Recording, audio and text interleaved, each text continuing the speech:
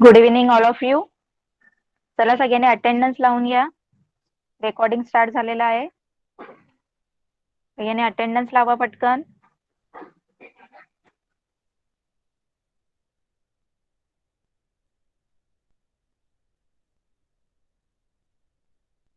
Okay. तर सगळ्यांनी सायन्सचं text book open केलंय का?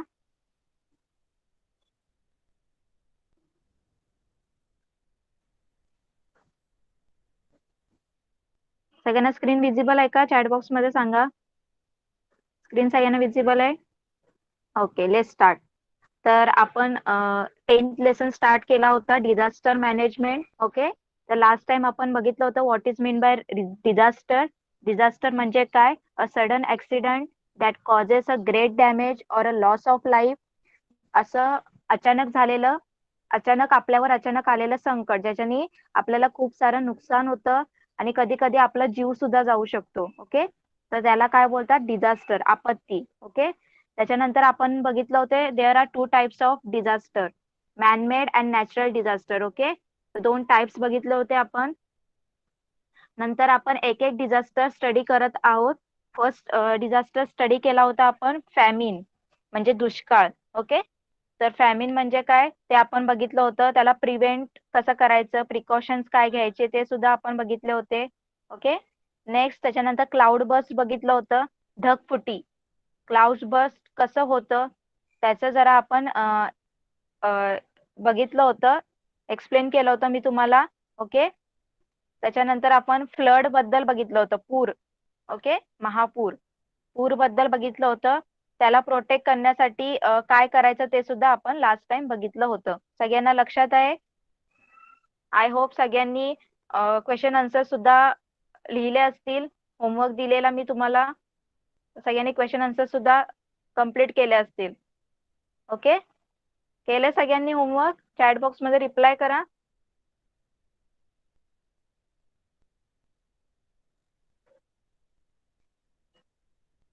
Okay.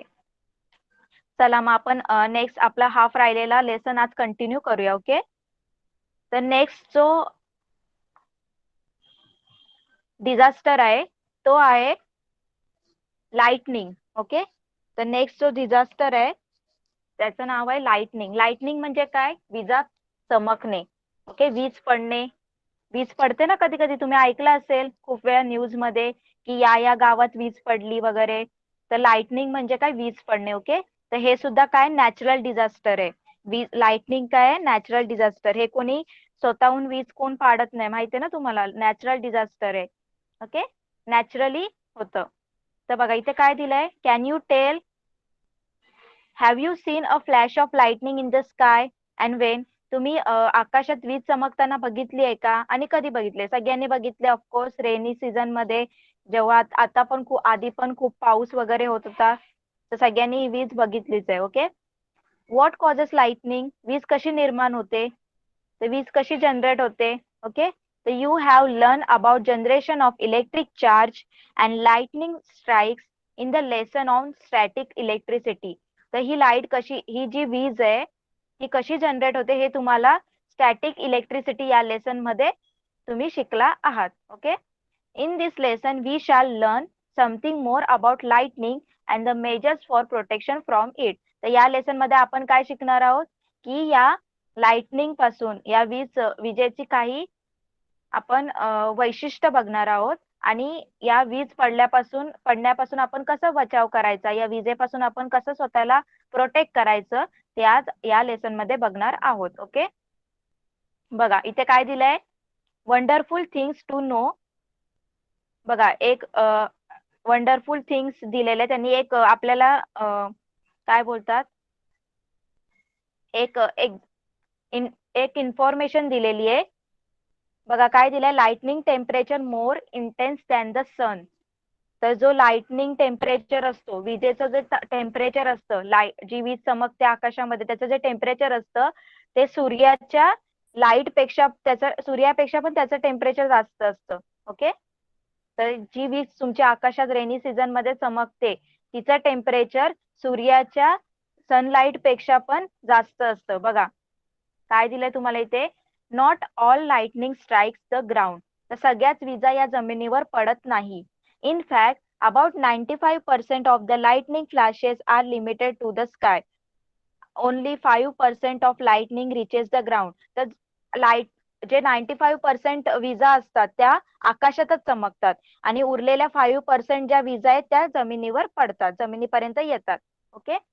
Lightning can be generated within a one cloud, between two cloud और between a cloud and the ground. आता या विजा कुठे कुठे जनरेट होतात बघा. एका क्लाउड मध्ये जनरेट होते, 2 क्लाउड मध्ये जनरेट होते, 2 क्लाउड मध्ये जनरेट होते आणि क्लाउड आणि ग्राउंड आपली जमीन त्याच्यामध्ये सुद्धा जनरेट होते. Okay. About 40 lightning flashes occur per second in the atmosphere. तर एका सेकंड मध्ये किती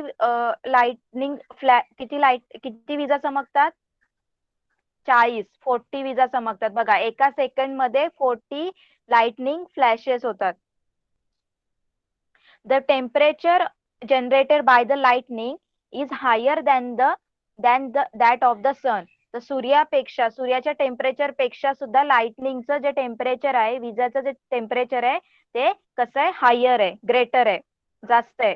due to this high temperature the air under high pressure expand light suddenly and the loud crashing sound is heard. तर एवढ्या मोठ्या काय होतं जेव्हा वीज चमकते तर विजेचं जे टेम्परेचर असतं, लाइटनिंगचं जे टेम्परेचर असतं ते काय असतं? खूप जास्त असतं. त्याच्यामुळे आपली जी आजूबाजूची हवा आहे त्याच्यावर काय तयार होतं? एक प्रेशर तयार होतो. काय तयार होतो? प्रेशर तयार होतो. आणि तो प्रेशर अचानक काय होतो? एक्सपांड होतो. काय होतो? एक्सपांड होतो. आणि तो प्रेशर मोठ्याने एक्सपांड झाला तर आपल्याला जो गडगडाट ऐकायला येतो ना, ढगांचा कडकडाट, तो आवाज ऐकायला येतो. कळालं सगळ्यांना? तर सगळ्यांना कळालं? वंडर थिंग्स टू नो एक इन्फॉर्मेशन दिली होती ती कळाली सगळ्यांना? बघा, सगळ्याच विजा या जमिनीवर पडत नाही. 95% या विजा असतात लाइटनिंग ती आकाशातच होते. ओनली 5% विजा या जमिनीवर पडतात. ओके. आणि विजा कुठे जनरेट होतात? लाइटनिंग कुठे जनरेट होते? एक क्लाउड मध्ये, 2 क्लाउड मध्ये किंवा एक क्लाउड आणि ग्राउंड त्यांच्यामध्ये विजा जनरेट होतात. ओके. आणि एका सेकंदाला किती वेळा विजा चमकतात? किती विजा चमकतात? 40 पर सेकंड. 40 लाइटनिंग फ्लॅशेस पर सेकंड. ओके. कळालं सगळ्यांना? त्याच्यानंतर बघा काय इन्फॉर्मेशन दिले साईडला. Lightning strike do you know? तुम्हाला माहित आहे का lightning strikes open ground maximum time? बघा, तर तुम्हाला हे माहिती आहे का कधीही जी वीज पडलेली तुम्हाला न्यूज ऐकायला आले तर ती वीज कुठे पडलेली वेळ तुम्हाला म्हणजे दिसेल? ओपन ग्राउंड मध्ये, खुल्या मैदानातच वीज जास्त प्रमाणात पडते. ओके. कुठे असं आपण जे बिल्डिंग वगैरे मध्ये राहतो तिथे काही जास्त वीज पडत नाही. जास्त करून जे एकदम खुलं मैदान असेल तिथे पडते, ओपन ग्राउंड असेल तर. बघा, the world's mortality rate due to lightning is low. तर बघा, आपल्या वर्ल्डचं जे मोर्टॅलिटी आहे म्हणजे मृत्यूचं प्रमाण. ओके. मोर्टॅलिटी म्हणजे मृत्यूचं प्रमाण. जसं आपलं आपण हे सेन्सस असतं ना आपलं, आपण जे जनगणना करतो तसंच हे मॉर्टॅलिटी आहे म्हणजे मृत्यूचं प्रमाण. ते जास्त करून लाइटनिंगमुळे कमी होतं. म्हणजे विजा पडून खूप जणांचा मृत्यू कमी झालेला आहे. ओके. जास्त हे रिझन नाहीये. प्रत्येक आपल्या वर्ल्ड मध्ये जे कोणी असे पीपल्स मरतायत पर्सन तर जास्त बघा दुसरेच रिझन असतात. लाइटनिंगचं रिझन थोडे कमीच असतात. असं कुठेतरी कमीच वेळा तुम्हाला ऐकायला आलं असेल की त्या गावामध्ये वीज पडून हा पर्सन ची डेथ झाली. जास्त रोज आपल्याला असं काय ऐकायला येत नाही. ओके. तर वर्ल्डची मोर्टॅलिटी जी रेट आहे ती लाइटनिंगचं रिझनमुळे कमी आहे. Okay.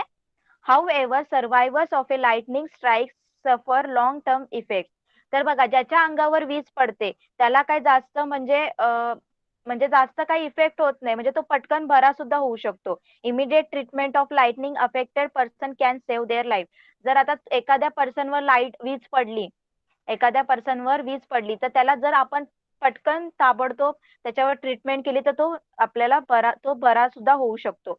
A study of place struck with a lightning show that it happens more on open ground than under a tree or near the water. बघा, तर आता खूप जणांनी असं स्टडी केलाय लाइटनिंगचा, विजा पडण्याचा म्हणजे विजा चमकण्याचा स्टडी केल्यानंतर आपल्याला हे समजलंय की की जास्त करून विजा ह्या खुल्या ग्राउंड मध्ये, जे मोकळं मैदान असतं, खुली मैदान, ओके, ओपन ग्राउंड असतं, त्याच्यामध्ये जास्त पडतात. इवन ट्री, अंडर ट्री आणि वॉटर म्हणजे पाण्याच्या ठिकाणी सुद्धा पडतात. समुद्राच्या ठिकाणी आपण पण कधी कधी बोलतो बघा, झाडाखाली उभं नका राहू, झाडाखाली सुद्धा वीज पडते. पण त्याचं जे रेट आहे ते कमी आहे. जास्त करून कधी कुठे पडतं वीज, ती ओपन ग्राउंड मध्ये पडतं. Miss have a occur most often when a person is at a high place or a near a tall object. आणि कधी कधी बघा, जर एखादी व्यक्ती उंच ठिकाणी असेल, ओके, आणि नाहीतर कुठल्या तरी उंच वस्तूवरती एखाद्या उंच वस्तू जवळ असेल, तेव्हा काय झालंय, वीज पडलेली आहे. ओके, कळालं सगळ्यांना? सगळ्यांना कळालं का? येस. येस. चला, त्याच्यानंतर काय दिलं तुम्हाला, प्रिकॉशन दिलंय बघा. What precaution will you get during thunderstorm? Okay, विजा कडकतात तेव्हा तुम्ही काय काय प्रिकॉशन घेणार बघा. पहिले काय आहे, do not stand on a open ground और बिलो अ ट्री. तर तुम्हाला कुठे उभं राहायचं नाहीये, खुल्या मैदानात खुल्या मैदानामध्ये उभं राहायचं नाहीये, आणि ना झाडाखाली उभं राहायचंय. Okay, do not go to high location or a climb a tree. तर मोठ्या म्हणजे उंच ठिकाणी जाऊ नका, म्हणजे डोंगरावर वगैरे टेकडीवर जाऊ नका, आणि झाडावर सुद्धा चढू नका. Do not stand near an electric pole, telephone pole and tower etcetera. जे मोठे मोठे पोल्स असतात, इलेक्ट्रिक पोल असतात, आणि जे टॉवर वगैरे असतात आपले मोबाईलचे टॉवर वगैरे, त्याच्या जवळ उभं राहू नका. Do not do not lean on a wire fences around a farm, a compound, a garden or a house. आता तुमच्या बघा, जे शेत वगैरे असतं, गाव वगैरे असतं, नाही तर तुमचं जे सोसायटी वगैरे असते, त्याच्या साईडला बघा कंपाऊंड केलेलं असतं तारेचं कंपाऊंड केलेलं असतं ना, त्याच्या जवळ सुद्धा उभं राहायचं नाही. कारण तार काय असते, कॉपरची बनलेली असते, सगळ्यांना माहितीये तार ही कॉपरची बनलेली असते, आणि copper is a good conductor of electricity. Okay, त्याच्यामुळे तिथे राहायचं नाहीये उभं. if you are if you are on a two wheeler, a bicycle, a tractor or a boat, get off immediately and go to the safe place. आता तुम्ही कधी समजा जेव्हा विजा चमकताय आणि तुम्ही जर गाडीवर म्हणजे टू व्हीलरवर असाल, नाही तर सायकलवर असाल, नाही तर ट्रॅक्टरवर असाल, नाही तर बोट मध्ये असाल, तर तुम्ही काय करायचं, तिथून उतरायचंय आणि चांगल्या सेफ ठिकाणी जाऊन उभं राहायचंय, तिथे थांबायचंय. Next, do not gather all together in a one place. सगळ्यांनी एकत्र जमा व्हायचं नाहीये. Okay, take care to keep a distance of a 15 feet between any two person. तर दोघांमध्ये, दोन पर्सन मध्ये किती डिस्टन्स असायला पाहिजे, 15 फीटचा डिस्टन्स असायला पाहिजे. Do not use a plug in a electrical appliances. Do not use a mobile और टेलिफोन. बघा, विजा चमकत असेल तर तुम्ही जर मोबाईल वगैरे चार्जिंगला लावला असेल आणि तुम्ही हातात मोबाईल घेतला असेल, तर ते सुद्धा काय करायचंय, टाळायचंय. ते सुद्धा मोबाईलला म्हणजे कुठेही जे इलेक्ट्रिक प्लग वाले जे अप्लायन्सेस आहेत ते यूज करायचे नाहीये, ज्याच्यासाठी आपण पिन वगैरे लावून, जसं टीव्हीला पिन लावतो, फ्रीजला पिन लावतो, प्लग असतात ना, तर ते वाले इलेक्ट्रिक अप्लायन्सेस यूज करायचे नाहीयेत. आणि तुमचा मोबाईल फोन, टेलिफोन सुद्धा यूज करायचा नाहीये. Stand on a dry wood, plastic sheet, sack or jute cloth or a dry lives. तर कशावर उभं राहायला सांगितलंय तुम्हाला, जे लाकूड वगैरे म्हणजे जे सगळे बॅड कंडक्टर ऑफ इलेक्ट्रिसिटी आहे, त्याच्यावर सगळं त्याच्याजवळ उभं राहायचंय, म्हणजे त्याच्या ठिकाणीच तुम्ही राहायचंय. ओके, म्हणजे वूडच्या ठिकाणी, वूडच्या चेअरवर तुम्ही बसू शकता, प्लॅस्टिक शीटवर तुम्ही उभं राहू शकता. ओके, आणि जे गोणपाट वगैरे आहे त्याच्यावर उभं राहू शकता. Keeping your feet together, support yourself on the soles of your feet, placing your hand on your knees and crouch low. तर तुम्ही कशावर बसायचंय माहितीये, गुडघ्यावर ते बसायचंय, गुडघ्यावर दोन्ही हात ठेवून तळपायावर बसायचंय. Okay, swimmers or fishers should immediately come out of the water. आता जे कोणी मच्छी वगैरे पकडायला गेले असतील, फिशरमॅन, नाहीतर कोण पोहायला गेले असतील, स्विमर, त्यांना लगेच पाण्यातून बाहेर यायला सांगायचंय. पुक्का house, a Pakka house is the safest place. Find out if there is a lightning conductor on any tall building near your house. If necessary, get a lightning conductor fitted in your house. आता काय करायचं, पक्के घर असतील ते घर तुम्हाला सगळ्यात सुरक्षित असतं. लाइटनिंग जेव्हा होत असेल, जेव्हा तुमचं जे सिमेंट वगैरे आता जे तुम्ही बिल्डिंग मध्ये राहता ते तुमचं काय आहे, तुमचं सेफ प्लेस आहे. ओके. आणि काय करायचंय, लाइटनिंग कंडक्टर तुमच्या बिल्डिंगला लावून घ्यायचंय. लाइटनिंग कंडक्टर काय असतं की तुमच्या बिल्डिंग मधून काय एक कनेक्शन केलेलं असतं तुमच्या बिल्डिंग मधून. असं एक बाहेर अर्थिंग केलेली असते, ती डायरेक्ट कुठे जाते, जमिनीमध्ये जाते, ग्राउंड मध्ये जाते. ओके. म्हणजे आता तुमच्या जर बिल्डिंग वर वीज वगैरे पडली तर त्या अर्थिंग मध्ये जाईल. ओके. त्यात वायर मध्ये जाईल ती वीज, आणि ती वायर मधून डायरेक्ट खाली ग्राउंड मध्ये जाईल. तुमच्या म्हणजे तुमच्या घरातले काही इलेक्ट्रिसिटी अप्लायन्सेस आहे त्याच्यावर काही इफेक्ट होणार नाही. ओके. कळालं सगळ्यांना? तर सगळ्यांना कळालं का लाइटनिंग?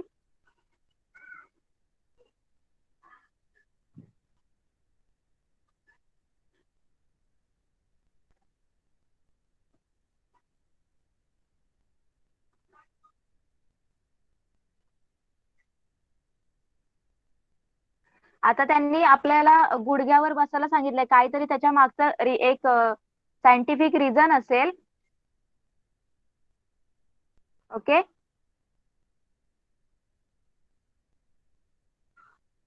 चला, त्याच्यानंतर नेक्स्ट काय आहे, वोल्कॅनो. आता नेक्स्ट जो हे आहे डिझास्टर आहे, नॅचरल डिझास्टर इज वोल्कॅनो. वोल्कॅनो सगळ्यांना माहिती आहे, ज्वालामुखी. ऐकलं असेल सगळ्यांनी, वोल्कॅनो सगळ्यांना माहिती आहे. खूप वेळा तुम्ही ऐकला असेल हा वर्ड. येस. आता या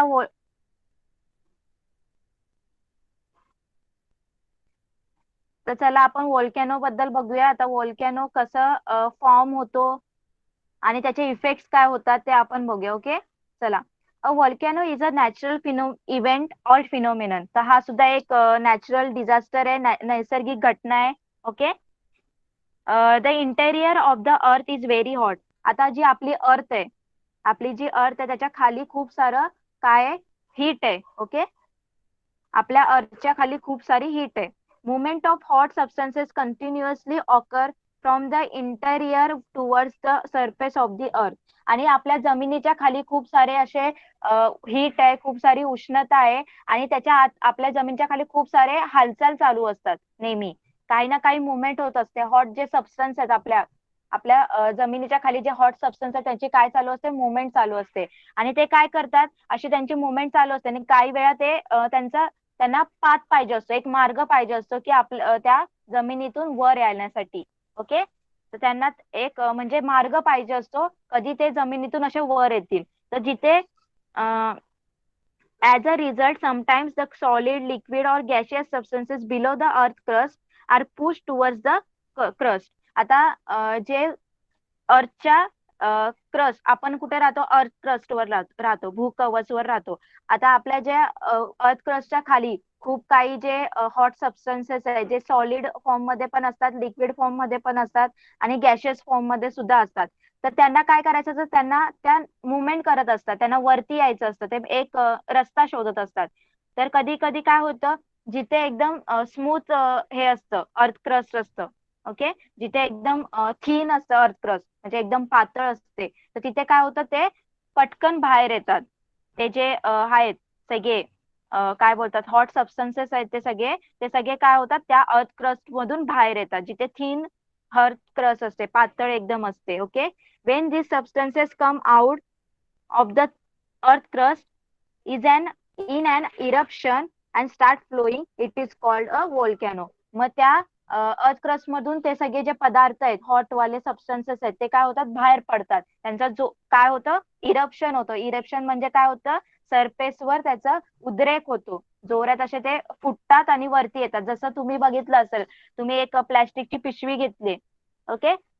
तुम्ही ज्या पिशव्या होळीला बघा, तुम्ही पाणी भरता, पिशव्यांमध्ये भरता ना, तर त्या ज्या पिशव्यामध्ये तुम्ही पाणी भरलं आणि तुम्ही त्याला जास्त फोर्स लावला खालून, थोडस वरती टाचणीने तुम्ही जर त्याला होल पाडला आणि खालून जोरात असं दाबलं, तर काय होतं, एकदम फटकन असं वरती पाणी येतं ना, फोर्सफुली. तर तसंच हे काय होतं, हे सुद्धा त्यांना वर यायचं असतं.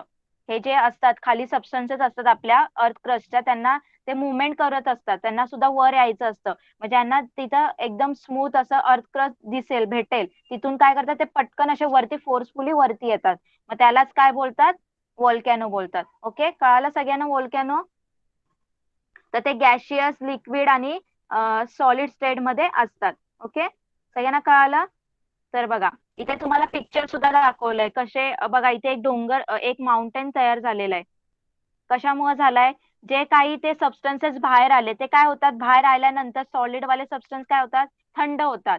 थंड झाल्यानंतर ते तिथेच पडून राहतात. मग त्यांचा काय होतो, तिथे एक असा ढीग तयार होतो. ओके, तर ढीग तयार होऊन होऊन मग त्याचं तिथे त्याचा डोंगर, माउंटेन हिल तयार होतो. ओके, तर बघा आता what are the effects of volcano, या व्होल्कॅनोचे काय इफेक्ट्स होतात बघा.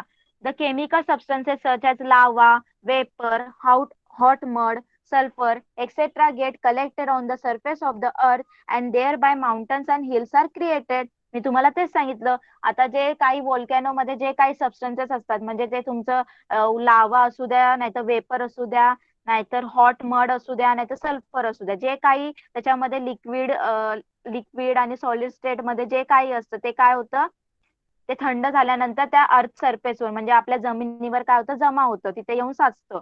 आणि थंड झाल्यानंतर काय होतं, तिथेच त्याच्या डोंगर आणि टेकड्या तयार होतात. The atmosphere get polluted due to the ash and gases ejected by the volcano. बघा आता त्या व्होल्कॅनो मधून जे काही गॅसेस फॉर्म मध्ये पण सुद्धा येतात ना, मी सांगितले तुम्हाला काही सबस्टन्सेस गॅसेस फॉर्म मध्ये सुद्धा येतात. मग त्या गॅसेस सगळे इकडे तिकडे पसरतात आपल्या एन्व्हायरमेंट मध्ये, आणि त्याच्यामुळे काय होतं, पोल्युशन होतं, आपलं ऍटमॉस्फिअर काय होतं, पोल्युटेड होतं.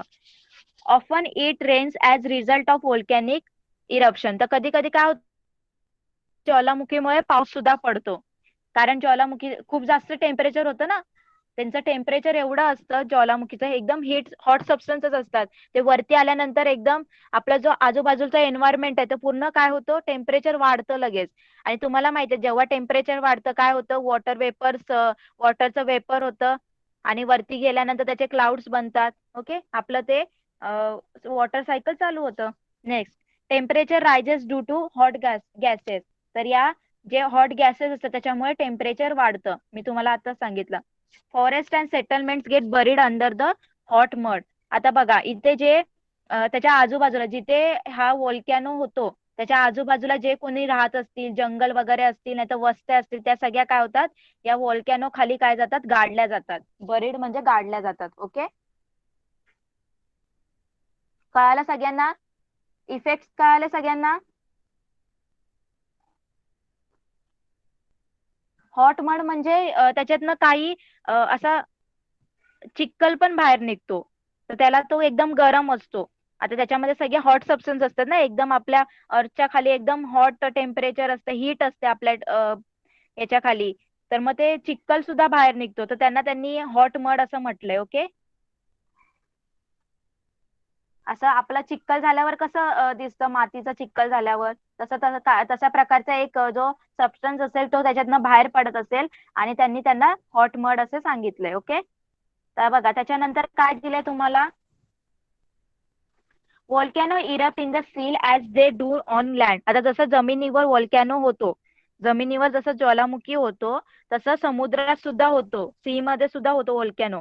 The same substances that come hot out during the eruption of volcano on the land are ejected during the eruption of the volcano in the sea. आता जे लँडवर लँडवर जेव्हा व्होल्कॅनो होतो, जेव्हा ज्वालामुखीचा इरप्शन होतं, उद्रेक होतो, तर जे जे सबस्टन्सेस बाहेर येतात लँडवर, जेव्हा जमिनीवर जेव्हा ज्वालामुखी होतो, तर जे जे सबस्टन्सेस बाहेर येतात ते सबस्टन्सेस समुद्रात सुद्धा ज्वालामुखी झाल्यानंतर ते सबस्टन्सेस काय येतात, बाहेर येतात. Okay, some islands are created due to the eruption of volcanoes in the sea. बघा आता तुम्हाला मी सांगितलं की जमिनीवर ज्वालामुखी झाल्यानंतर त्याच्यामधून जे सॉलिड वाले सबस्टन्सेस बाहेर येतात, ते साचून त्यांचं काय तयार होतो, काय सांगितलं मी तिथे, ते साचून त्याचा हिल किंवा माउंटेन तयार होतात. ओके, तसंच सी मध्ये सुद्धा हे सबस्टन्सेस बाहेर येतात, आणि सी मध्ये बघा सबस्टन्सेस बाहेर आल्यानंतर ते लगेच कूल होतात, कारण पाणी असतं ना समुद्रामध्ये, एवढं पाणी असतं.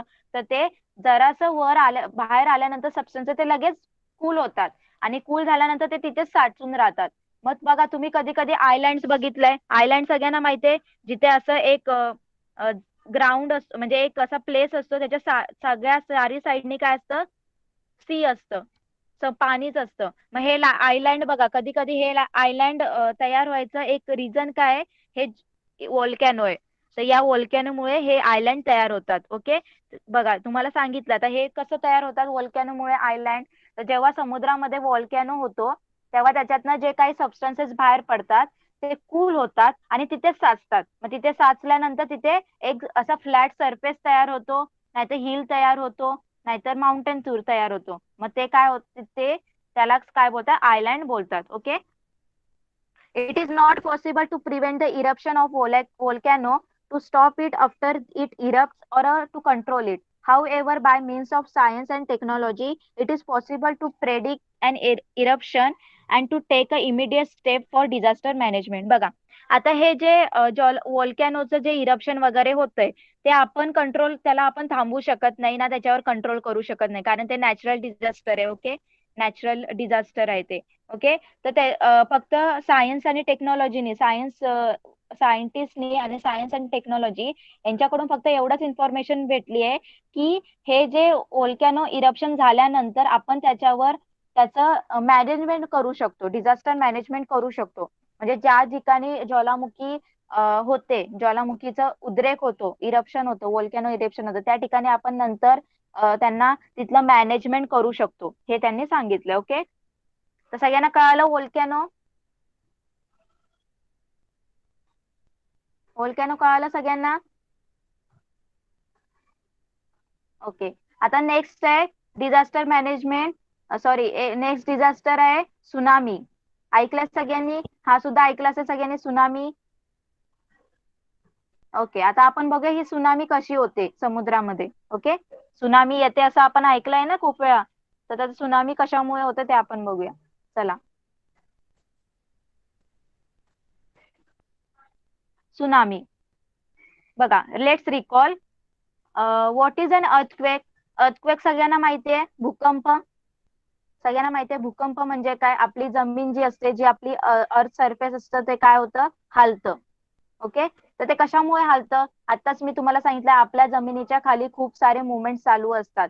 काम चालू असतात, जे सगळे हॉट सबस्टन्सेस आहेत त्यांना वरती यायचं असतं. ओके, तर ते मुवमेंट करत असतात. मग कधी कधी त्यांचं मुवमेंट इतकं जास्त असतं की आउट ऑफ कंट्रोल जात होतं, आणि त्याच्यामुळे आपलं जे आपल्याला फील होतं त्यांची मुवमेंट, मग आपल्याला वाटतं की भूकंप होतोय. ओके, त्यालाच आपण काय बोलतोय, आपण बोलतो ना जमीन वगैरे हालते, मग तेव्हा आपण त्याला काय बोलतो, भूकंप बोलतो. ओके, आता जसं जमिनीवर हे भूकंप होतात तसे हे समुद्रामध्ये सुद्धा होतात. ओके, जे आपलं सी, बॉटम ऑफ सी, म्हणजे समुद्राच्या तळाशी सुद्धा काय होतात, हे भूकंप होतात. आता समुद्राच्या खाली एकदम खोलपर्यंत गेल्यानंतर जमीनच असते ना, एक लँडच असते. ओके, तर पूर्ण खोलपर्यंत तुम्ही गेले, बॉटमच्या, सॉरी, सीच्या बॉटम पर्यंत तुम्ही गेले तर तुम्हाला लँडच दिसणार आहे. ओके, तर तिथे सुद्धा समुद्राच्या खाली सुद्धा भूकंप होतो, तर त्यालाच काय बोलतात, सुनामी. समुद्रात जेव्हा भूकंप होतो त्याला काय बोलतात, सुनामी. तेव्हा सुनामी होते. कळालं सगळ्यांना.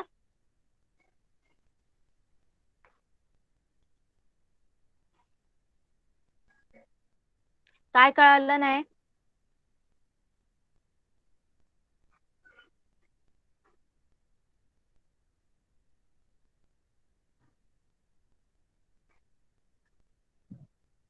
बघा, भूकंप कसा, भूकंप, अर्थक्वेक सगळ्यांना माहितीये, माहितीये सगळ्यांना अर्थक्वेक, भूकंप. आताच मी तुम्हाला सांगितलं की आपल्या अर्थच्या खाली खूप सारे हॉट सबस्टन्सेस असतात, ते मुवमेंट करत असतात. ओके, मग कधी कधी असं होतं की त्यांची मुवमेंट आपल्याला फील होते आणि मग आपल्याला वाटतं की जमीन हालते वगैरे, मग आपण त्याला बोलतो अर्थक्वेक होते. ओके, तर हीच अर्थक्वेक जशी जमिनीवर होते, आपल्याला, आपण जिथे राहतो ग्राउंडवर होते, तशीच ती समुद्रात सुद्धा होते.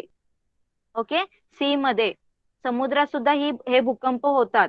म्हणजे तिथे सुद्धा एक लँड आहे ना, जमीनच आहे ना, समुद्राच्या खाली तुम्ही खूप खोलपर्यंत गेलात तर तुम्हाला खाली जमीनच दिसेल ना, तर तिथे सुद्धा त्या जमिनी, तिथे सुद्धा होतात भूकंप. मग तेव्हा जो भूकंप होतो तिथे सुद्धा भूकंप झाला की काय होतं, जे समुद्राच्या लाटा वगैरे आहेत ते खूप वरती येतात, खूप वरती त्या काय होतात, फ्लो, वेगाने पसरतात. ओके, तर त्याला सुनामी बोलतात. ते आपण बघायचंय, थोडं पुढे बघूया आपण. चला, दिलंय त्यांनी बघा, इथे दिलंय.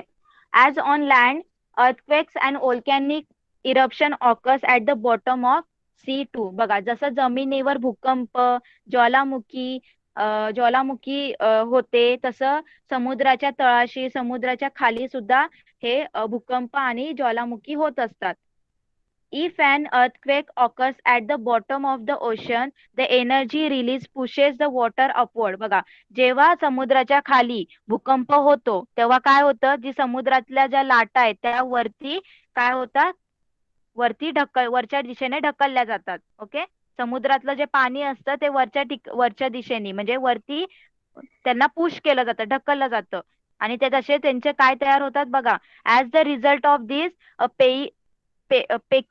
Peculiar type of waves are form. आणि मग तुम्हाला जेव्हा जे समुद्राच्या खाली जेव्हा भूकंप होता तर समुद्रातलं पाणी काय होतं, वरती ढकललं जातं, वरती पुश केलं जातं. मग असे काय होतात, वेव्स तयार होतात, लाटा तयार होतात पाण्याच्या. Okay, these waves are not very high near the source, but they start spreading very fast to long distances. बघा, तर जेव्हा जिथे लाटा या वरती उंच जातात तिथे त्या एवढ्या उंच नसतात. जिथे लाटा तयार होतात ना या, त्या तिथे तेवढ्या जास्त उंच नसतात, पण हळूहळू त्या काय करतात, खूप जास्त लॉंग डिस्टन्स पर्यंत पसरू लागतात. Okay, the velocity of this waves is 800 and 900 kilometre per hour. बघा, एका तासामध्ये त्यांचं ते जे वेव्ज आहेत त्यांची वेलोसिटी, त्यांचा स्पीड बघा किती आहे, 800 to 900 किलोमीटर.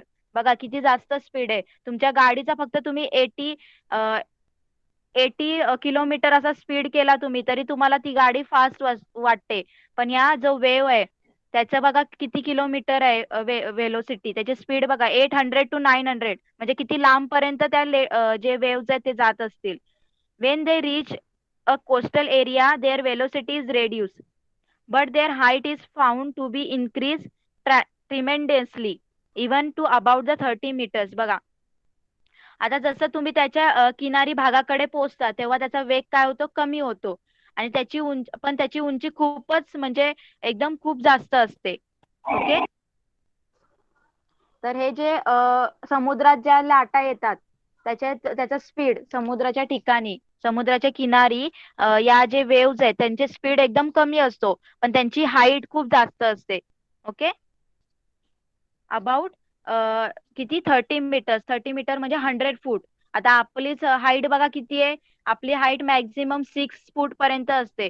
पण या ज्या वेव्ज आहेत त्याची हाईट किती सांगितलं त्यांनी, 100 फूट. 30 मीटर म्हणजे 100 फूट, म्हणजे आपल्यापेक्षा कितीतरी पटीने उंच असतात. म्हणजे त्याच्यामध्ये तर पूर्ण बिल्डिंग वगैरे सगळंच काही काय होत असेल त्या लाटामध्ये वाहून जात असेल. कळालं सगळ्यांना.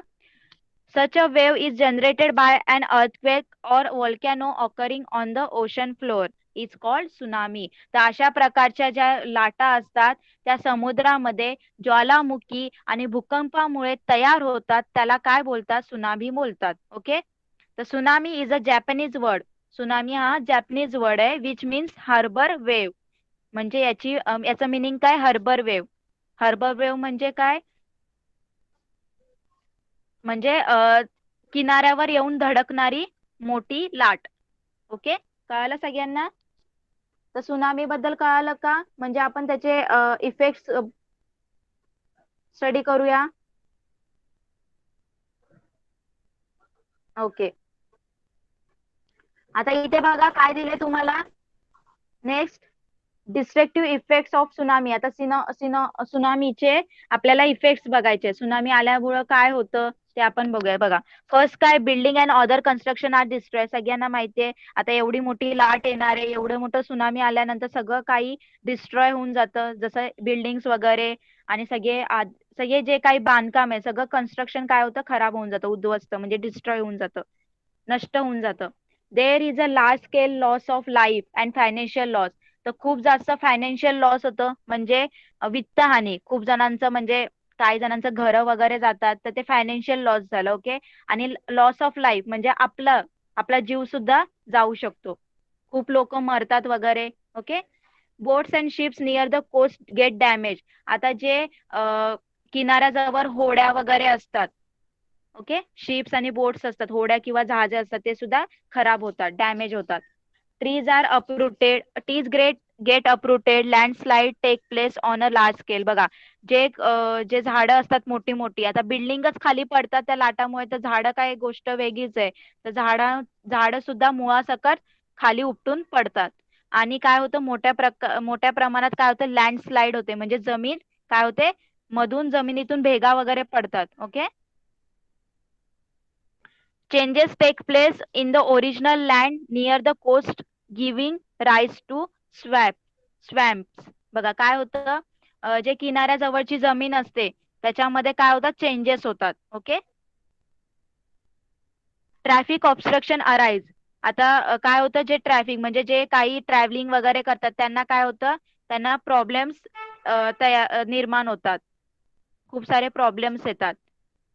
The business industry related to the sea are adversely affected and normal day to day life is disrupted. बघा, जे काही समुद्राशी संबंधित काही जे बिझनेस वगैरे, म्हणजे खूप जणांचा बघा बिझनेस वगैरे असेल, रेतीचा बिझनेस असेल, नाहीतर कोणाचे रोज बोटी रोज जात असतील फिश वगैरे कलेक्ट करण्यासाठी, तर त्यांचा बिझनेस असेल, असतो ना काही जणांचा बिझनेस, तर ते बिझनेस सुद्धा काय होतं, त्याच्यावर परिणाम होतो, कारण ते बिझनेस बंद होतील ना. खूप आता एवढा मोठा सुनामी आल्यानंतर खूप दिवस ते बिझनेस त्यांचं बंद होईल, त्यांचे धंदे बंद होतील. Okay, large scale damage is cause to harbours. आणि खूप मोठ्या प्रमाणात काय होतं, बंदराचं नुकसान होतं. सगळ्यांना कळालं इफेक्ट इफेक्ट कळाले सगळ्यांना?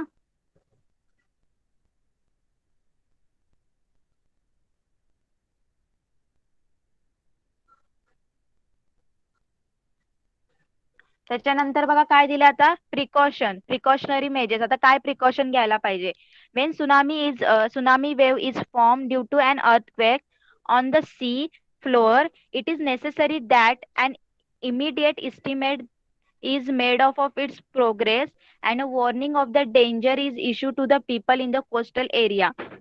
For this purpose, an artificial geostationary satellite is of great use. बघा काय सांगितलंय आता, समुद्राच्या तळाशी जे काही सुनामी वेव, भूकंप झाल्यानंतर सुनामी वेव काय होतात, तयार होतात. ओके, तर ते तयार झाल्यानंतर काय करायचं तुम्हाला, तिथे जे समुद्राच्या ठिकाणी जी काही लोक राहतात, ओके, समुद्राच्या ठिकाणी जे काही लोक राहतात त्यांना काय द्यायचं, त्यांना इन्स्ट्रक्शन म्हणजे त्यांना इन्फॉर्म करायचं की या जसं सगळ्यांना माहिती आहे की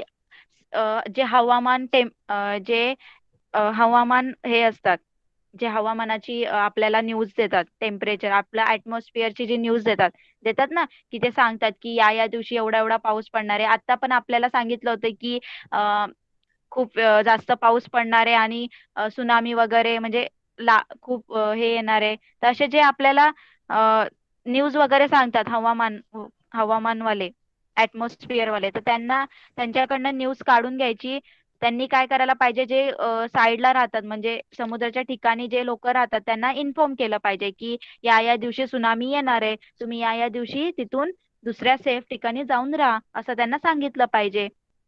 ओके, तर याच्यासाठी याचे सगळं इन्स्ट्रक्शन कोण देणार आपल्याला, तर जे सॅटेलाइट असतात ते आपल्याला युजफुल आहेत. ओके, ते सॅटेलाइट आपल्याला सांगू शकतात की या दिवशी म्हणजे भूकंप येऊ शकतो, या दिवशी समुद्रामध्ये सुनामी येऊ शकते. ओके, तर सगळ्यांनी याचं जसं कळेल तसं लगेच तिथल्या लोकांना इन्फॉर्म केलं पाहिजे, म्हणजे ते सेफ जागेवर जातील. कळालं सगळ्यांना?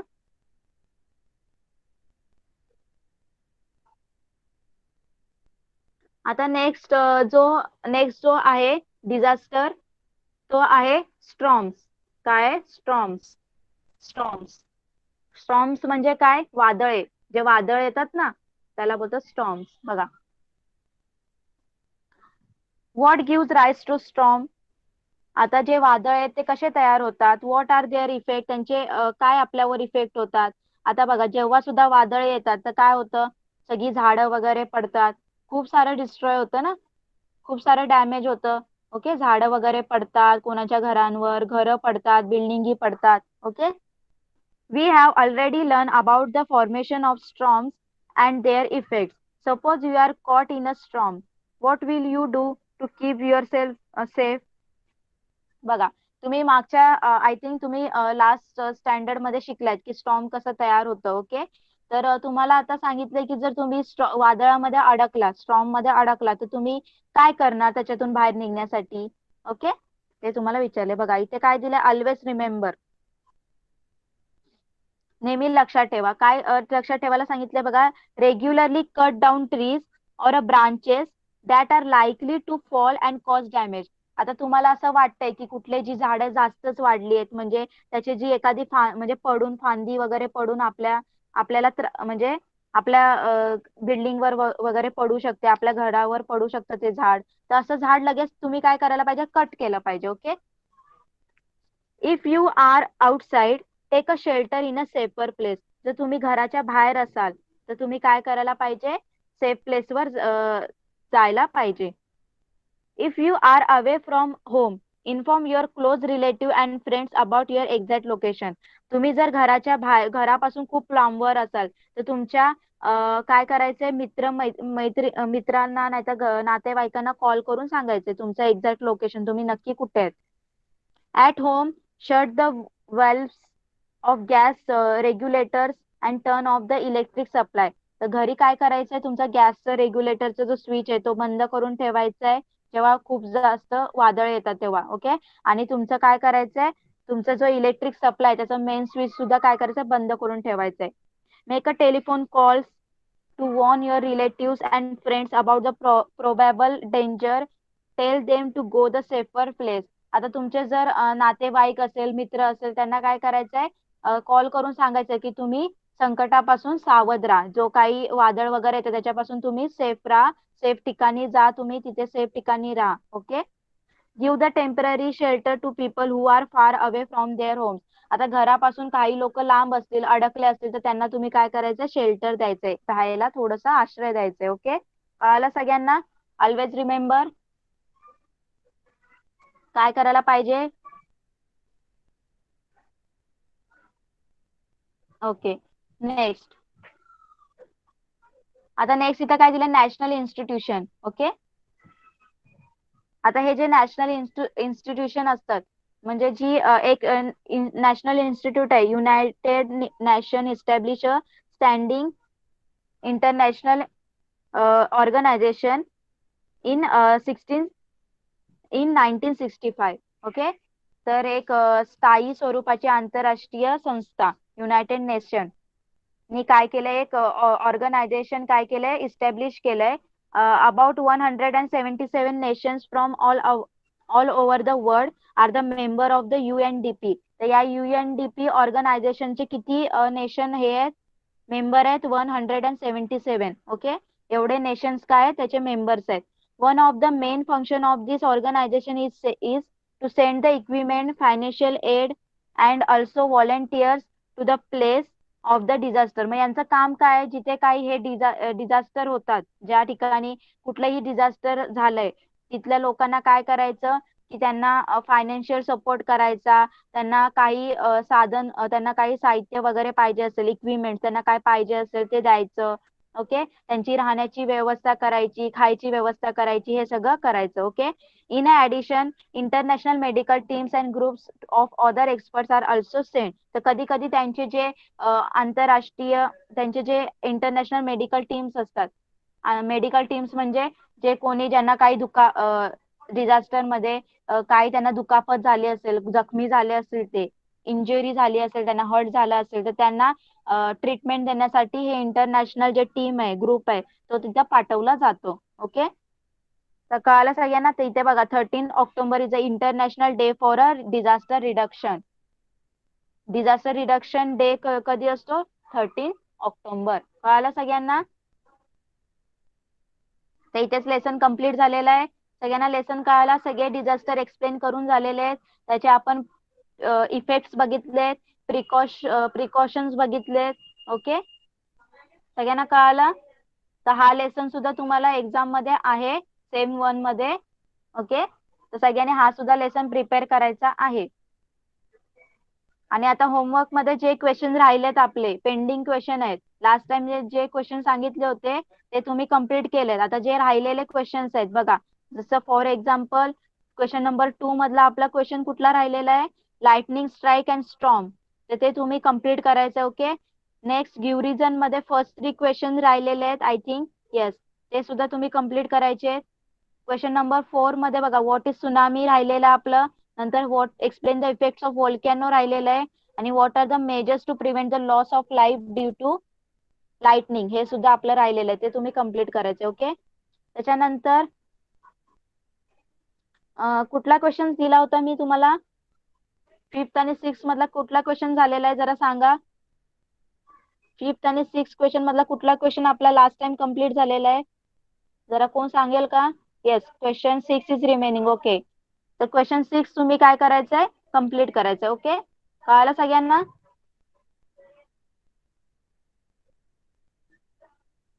ओके. तर सगळ्यांना एक्झाम सेमिस्टरचा पॅटर्न तर माहित असणार आहे. सेमिस्टर मध्ये सगळे टाईपचे क्वेश्चन येतात, गिव्ह रिझन वगैरे सगळं. Okay. Answer in one sentence, filling the blanks, all of सगळे क्वेश्चन तुम्हाला काय करायचे, प्रिपेअर करायचे आहेत. ओके. कोणाला काही डाऊट आहे, सगळ्यांना लेसन कळालंय.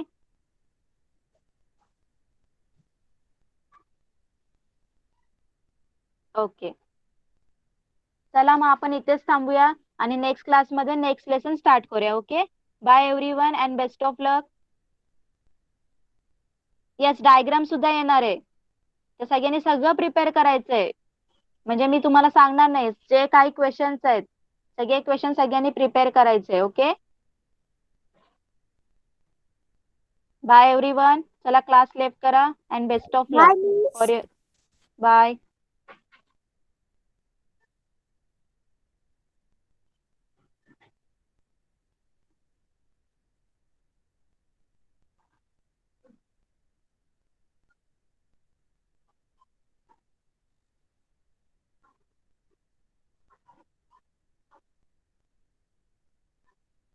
चला क्लास लेफ्ट करा पटकन.